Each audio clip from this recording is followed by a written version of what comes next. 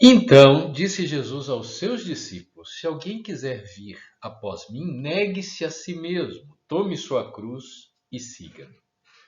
Meus queridos, a última perícope do Evangelho segundo Mateus traz de volta o tema do discipulado. Condições para seguir Jesus vai denominar essa perícope a Bíblia de Jerusalém. E apenas para contextualizar, relembrando, Jesus diz isso depois de ter avisado aos discípulos de que sofrimentos o esperavam a ele, ao mestre, em Jerusalém. Disse sob os protestos de Pedro, que não entendeu a necessidade do sofrimento para o Messias, para o ungido, o enviado de Deus. Agora, Jesus estende o seu olhar para os seus discípulos e afirma que eles também teriam que carregar as suas cruzes. É claro, naquele momento o sentido era metafórico, mas hoje sabemos, se tornou uma pesada e dura realidade, não somente para Jesus, como também para Pedro, que morreu crucificado em Roma, e para André, na Grécia.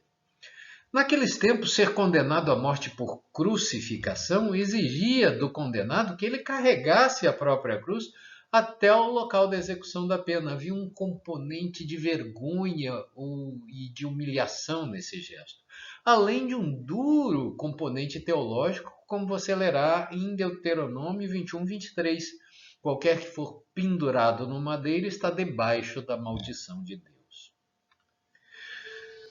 Meus queridos, os caminhos do discipulado não são previstos com facilidades por Jesus. Seus seguidores não são brindados com isenções ou indulgências, antes são exortados à negação de si mesmo, uma espécie de morte do eu, e a carregarem a própria cruz. Negar-se a si mesmo talvez tenha o sentido de entregar-se aos propósitos de Deus e renunciar à prática de dizer como é que eu entendo que ele deveria conduzir as coisas, sobretudo no tocante à minha vida. Negar-se a tomar a própria cruz para carregá-la. Nossas cruzes. O que são essas cruzes?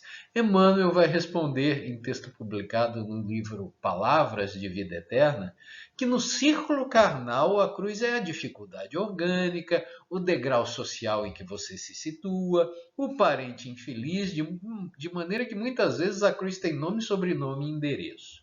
No entanto, lembra ele, no plano espiritual, a cruz muda de significado, passa a ser o defeito íntimo não vencido, a expiação da culpa, o débito não pago, o que nos põe à contraposição do dualismo da vida, cruzes terrenas versus cruzes espirituais. É esse o sentido da mensagem de Jesus, com caráter escatológico aqui não no sentido teológico tradicional de final dos tempos, mas de as coisas últimas, o final das contas.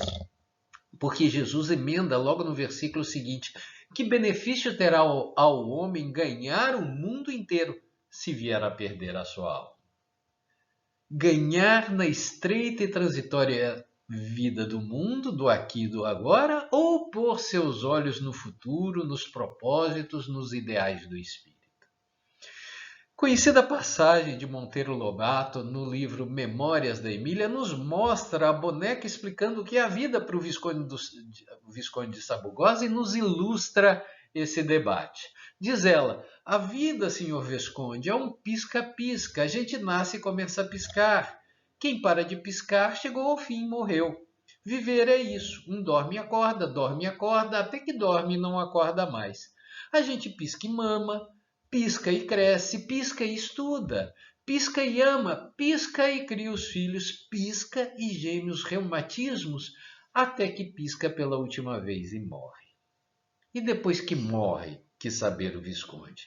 Depois que morre, a gente vira hipótese, responde a boneca. Pois é esse o dilema, meus queridos, que tem atormentado a humanidade, porquanto dizem trata-se de trocar o certo pelo duvidoso. Então o que eu quero é ser feliz agora, porque vida só tem uma e depois vira hipótese. A ressurreição de Jesus foi responsável por introduzir essa hipótese nas reflexões da existência. Infelizmente, a tradição católica encaminhou o tema para a ressurreição do corpo, mas a doutrina espírita restabelece o sentido original de imortalidade da alma e faz mais, levanta o véu espesso da morte e revela que após ela a vida segue plena de trabalhos, plena de realizações, plena de afetos e desafetos numa outra face da mesma moeda, a moeda do ser. Não, meu querido, para o espírita que já leu uma das milhares de cartas de Chico Xavier, que Chico psicografou, daqueles espíritos que voltaram para dizer para os seus afetos que a morte é uma falácia, que a vida continua, não, para eles não há mais hipótese.